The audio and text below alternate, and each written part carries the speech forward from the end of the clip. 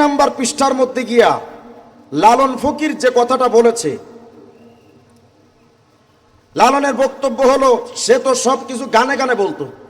দেখেন লালন কি কয়, অখণ্ড লালন সঙ্গীত পৃষ্ঠা নাম্বার 63। লালন কয়, যেহি মোরশেদ মানে যিনি মোরশেদ, মোরশেদ মানে পিসাব, যেহি মোরশেদ সেই তো রসুল, ইহাতে নাই কোনো ভুল, খোদাও সে হয়। লালন কয় না এমন কথা, কোরআনে কয়। মানে কোরআনে নাকি বলেছে যে আল্লাহ, রসুল এবং মুর্শিদ এরা সব এক। বলেন তো লালন সত্যবাদী না মিথ্যাবাদী? আরো জোরে কোন। আল্লাহ, রসুল এবং পীর এরা যে তিন সত্তা, এ ব্যাপারে কোনো যুক্তি বা কোনো দলিলের দরকার আছে? আল্লাহ কয়জন? বলেন না কয়জন? কুল হু আল্লাহু আহাদ, আল্লাহ কয়জন? আল্লাহু লা ইলাহা ইল্লাহু, আল্লাহ ছাড়া কোনো ইলাহ। কিন্তু লালন কয় যে আল্লাহ যিনি, মুহাম্মদও আল্লাহ, মুর্শিদও আল্লাহ। তো মুর্শিদ যদি বাংলাদেশে পীরের সংখ্যা যদি 1 লাখ, তার মানে পীর দিয়ে আল্লাহ 1 লাখ। নাউজুবিল্লাহ, আসতে বলেন আপনারা। আচ্ছা, এরপরে এই বইটার 82 নম্বর পৃষ্ঠায় এটার একটু ব্যাখ্যা করা হয়েছে। মূলত নবীজির ইসলামের শুরু লগ্নে আল্লাহ, রসুল এবং মুর্শিদ এই তিনটারই এক মনে করা হতো, কিন্তু আবু বকর, ওমর, উসমান এদের কুনজরের কারণেই তিন সত্তা আলাদা হয়েছে। কি কয় দেখেন, অখণ্ড লালন সঙ্গীত পৃষ্ঠা নাম্বার 82 বলে, প্রচলিত অতি চর্চিত রাজতান্ত্রিক সাম্রাজ্যবাদী সংস্করণের কোরআনে অদত্ত সত্তা আল্লাহ, রসুলকে সম্পূর্ণ 2 ভাগে বিভক্ত করে পৃথক 2টি সত্তা হিসেবে দেখিয়ে থাকে। মানে বর্তমানের কোরআন আল্লাহ এবং রসুলকে আলাদা করে দেখাতে চায়।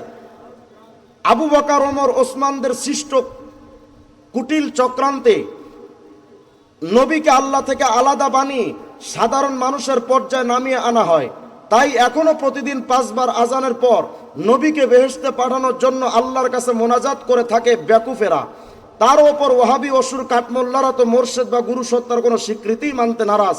কিন্তু লালন সাইজি লালনের দিব্য দৃষ্টিতে মোরশেদ, রসুল, আল্লাহ একই অখণ্ড মহাসত্তার বিকাশ তথা ওয়াহদানিয়াত।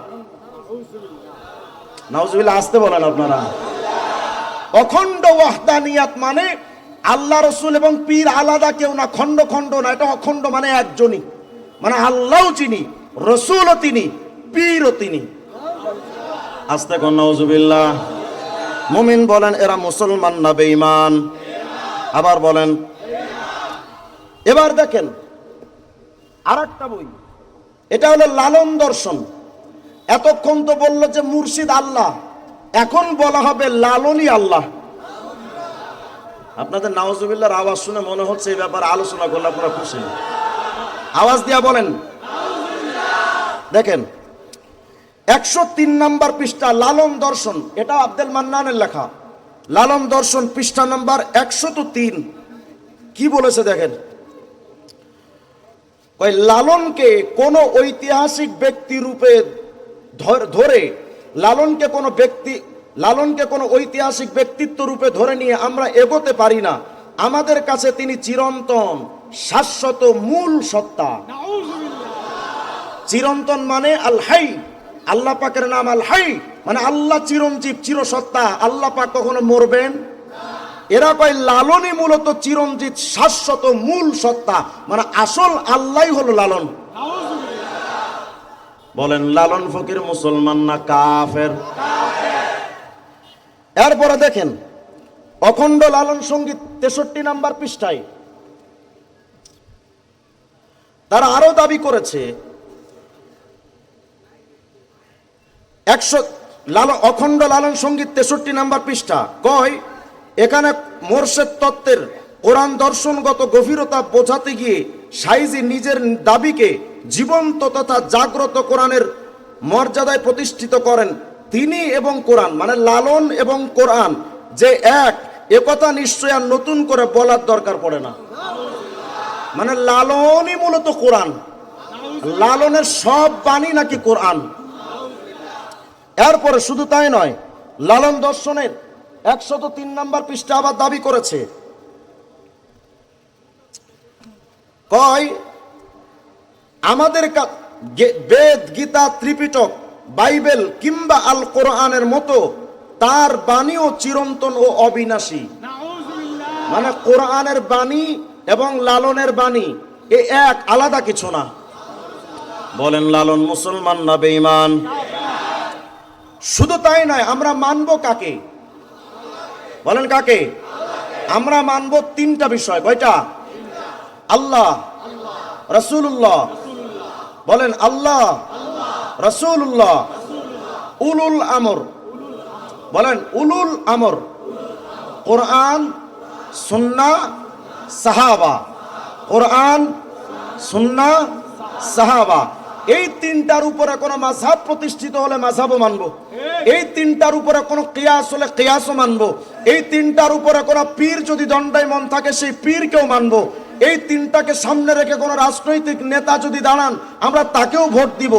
কিন্তু এই তিনটা জিনিসকে বাদ দিয়া, আমার কোরআন, নবীর সুন্নাহ এবং সাহাবা, উলুল আমরকে বাদ দিয়া কোন নেতা যদি দাঁড়ায় নেতাকে মানি না, পীর যদি দাঁড়ায় পীরকে মানি না, কোরআন, সুন্নাহ, সাহাবাকে বাদ দিয়া কোন মাজার যদি তৈরি হয় ওই মাজার মানি না। কোরআন, সুন্নাহ, সাহাবাকে বাদ দিয়া আমার বাবা, আমার মা, আমার সন্তান, আমার নেতা, এমনকি রাষ্ট্রপতি, প্রধানমন্ত্রীও যদি বলে তাদেরকেও মানি না আমরা। কিন্তু লালনবাদ বলে যে মুর্শিদের আইন হলো শরীয়ত। নাউজুবিল্লাহ, আসতে বলেন। দেখেন অখণ্ড লালন সঙ্গীত পৃষ্ঠা নাম্বার 57। এই 57 নাম্বার পৃষ্ঠার মধ্যে গিয়া তারা বলেছে, লালন নিজে একটা গান তৈরি করেছে। কয় মোর্শেদ যা ইশারা দেয় বন্দেগীর তরিক সেই হয়। মানে পীর সাহেব যে দিক নির্দেশনা দিবে এটাই হলো তোমার বন্দেগীর, ইবাদত বন্দেগীর পদ্ধতি। মানে এটাই হলো শরীয়ত। কোরআনে তা সাফ লেখা রয়, আবার অলি দরবেশ তারাও কয়। তার মানে বক্তব্য দিয়ে লালন স্পষ্ট বলেছে যে পীর যেটা বলবে এটাই তোমার তরিকা, এটাই তোমার পদ্ধতি, ইবাদতের পদ্ধতি।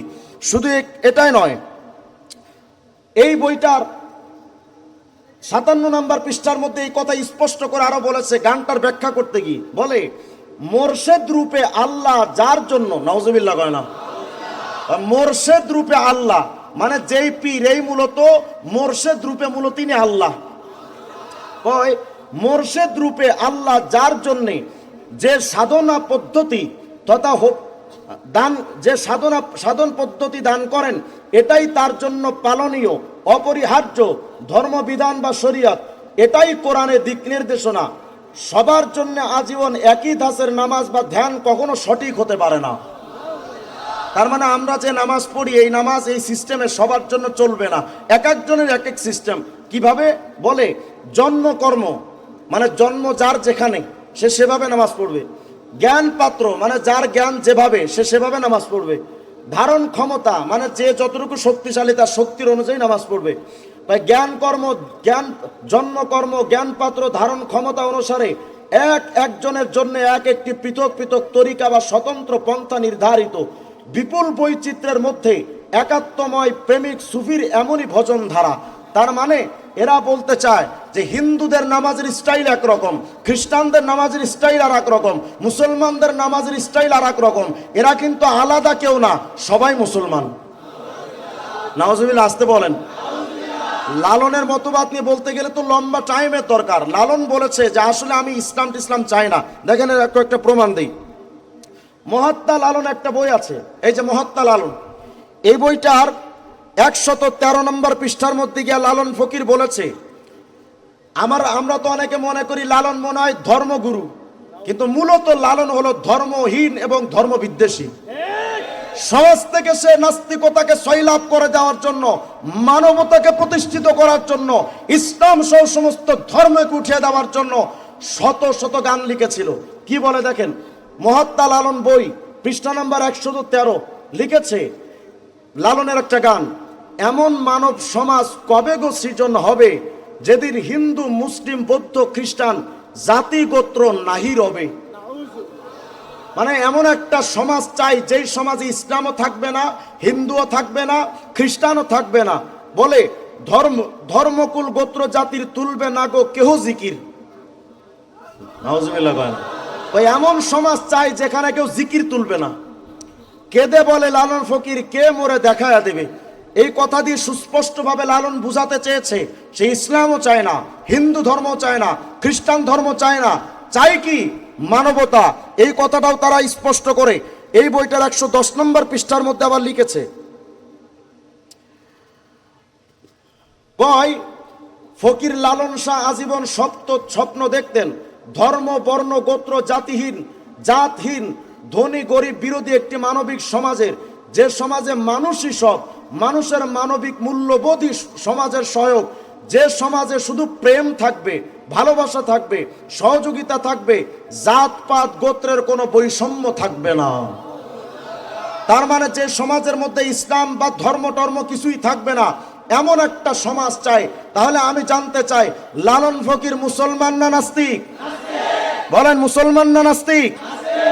এজন্য মহাত্মা লালনের 118 নম্বর পৃষ্ঠার মধ্যে গিয়া লালন আবার সমস্ত ধর্মের ব্যাপারে বলেছে, জাত না গেলে পাইনে হরি, কিসার জাতের গৌরব করি সুষ্ণে বলি হে।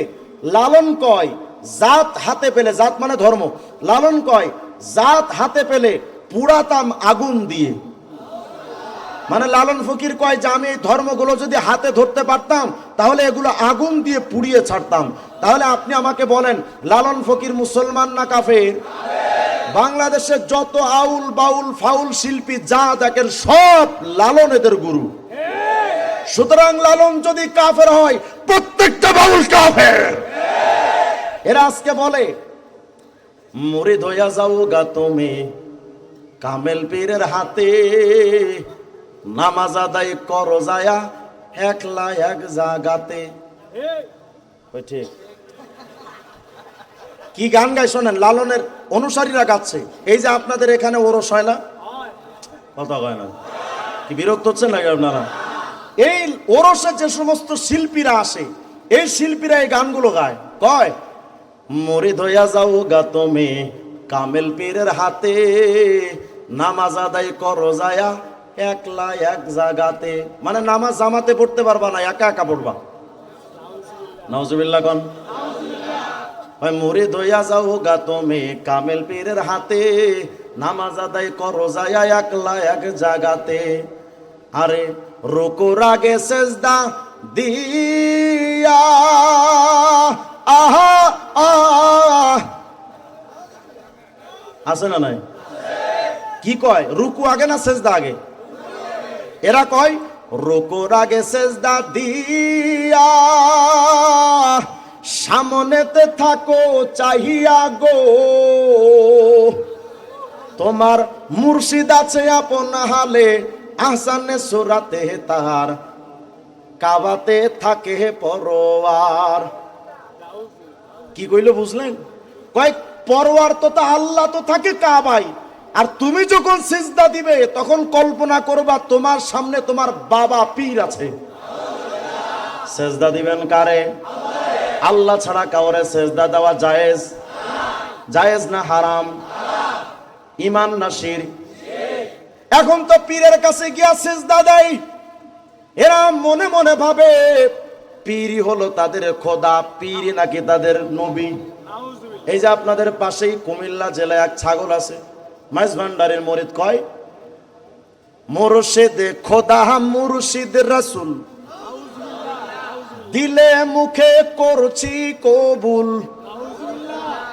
শুনে মোল্লার গোষ্ঠী ফতোয়া দিছে আমি নাকি কাফের হইয়াছি, আমি আর যাব না মোল্লার কাছে, তওবা করেছি। ওনাকে খাটি দিলে তওবা করছে, আলেমদের কাছে যাবে না। কি সমস্যা? আলেমরা আমারে কাফের কয়। কেন কাফের কয়?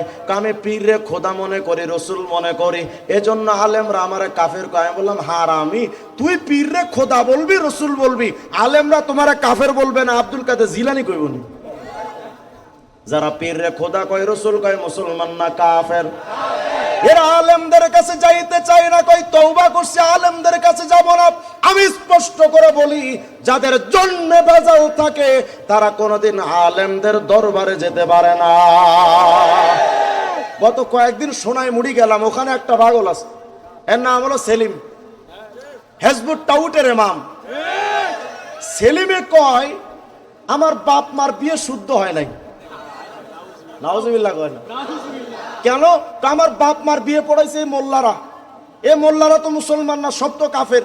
তা আমার বাপ মার বিয়ে পড়াইছে কাফেররা, সুতরাং আমার বাপ মার বিয়ে হয় নাই। আমি বললাম এজন্যই তো রিজওয়ান রফি কয় তুই টাটকা হারামজাদা। আলেমদের কাছে যাইতে ভাল লাগে না, পীরদের কাছে যায়, এরা নাকি জান্নাতের টিকিট দেয়া দিবে। এই সবগুলো আকীদা লালন ফকিরের আছে। লালন ফকিরের ব্যাপারটা এত বিস্তৃত, আমি গত এক সপ্তাহ যাবত পড়তেছি কিন্তু আগা মাথা খুঁজে পাচ্ছি না, এত বিস্তৃত ব্যাপার। এখন এরা পীরের কাছে যায় ভাগ্য পাল্টাইতে।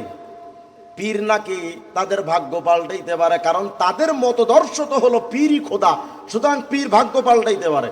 পীরের কাছে যায় ভাগ্য পাল্টাইতে, বাবার কাছে গিয়ে কয় বাবা ভাগ্য পাল্টা দে। যা দেখে পীরেরই কপাল খারাপ, কাপড় চোপড় দূরের কথা জাইঙ্গাও নাই। ল্যাংটা বাবা আছে না নাই? বাবার কাছে গিয়া কয় বাবা সন্তান দে, খবর নিয়ে দেখলাম বাবারই সন্তান নাই। বলেন তো সন্তান দেওয়ার মালিক কে? বলেন না কে? সন্তান দেওয়ার মালিক পীর তো দূরের কথা, সন্তান দেওয়ার মালিক কোন নবীও না। এ কথা আমি চ্যালেঞ্জ করে বলি, সন্তান দেওয়ার মালিক যদি নবী হতেন, ইব্রাহিম খলিলুল্লাহর 86 বছর বয়স, সন্তান নাই। অবশেষে আল্লাহকে বললেন রব্বি হাবলি মিনাস সালিহিন, আল্লাহ আমাকে একটা সন্তান দেন। তাহলে ইব্রাহিম খলিলুল্লাহর সন্তান হয় না, সন্তান দেওয়ার মালিক কে? বলেন বলেন কে? জাকারিয়া আলাইহিস সালামের চুল দাড়ি পেকে গেছে, সন্তান হয় না। আল্লাহ রেখা আল্লাহ আমার একটা সন্তান দেন। এরপরে জাকারিয়া নবীর সন্তান হয়, আল্লাহর কাছে চাওয়ার পরে ইব্রাহিম খলিলুল্লাহর সন্তান হয়। এমন কি আমাদের নবীতে 11 জন বিবি, আম্মাজান খাদিজাতুল কুবরা ব্যতীত কোন স্ত্রীর ঘরে নবীর সন্তান ছিল না। কথা হয় না কেন? আমার নবী কি জন্ম নিয়ন্ত্রণ করতেন? নাউজুবিল্লাহ, এটাকে ভাবাও যাবে। তাহলে আমার নবী জন্ম নিয়ন্ত্রণ করলেন না, আম্মাজান আয়েশা সিদ্দিকার মতো তাগড়া যুবতী স্ত্রীর ঘরেও সন্তান হলো না, 30, 35, 40 বছরের স্ত্রীদের ঘরেও সন্তান হলো না, শুধুমাত্র খাদিজাতুল কুবরার ঘরে সন্তান। প্রমাণ হয়েছে সন্তান দেওয়ার মালিক আমাদের নবীও না, সন্তান দেওয়ার মালিক কে?